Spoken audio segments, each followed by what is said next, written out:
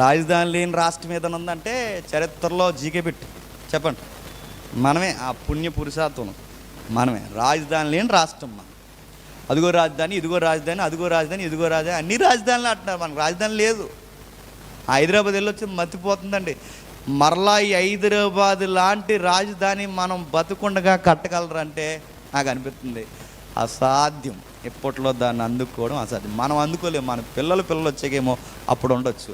ప్రస్తుతానికి మనకు రాజధాని లేని తరం మనం. వాళ్ళకి రాజధానులు ఉన్నాయి.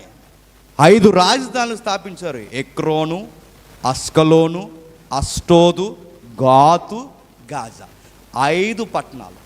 గాతు అనే పట్టణం ఉంది చూసారా, ఆ టౌన్కి చెందినోడే చెప్పండి గొలియాతుగా.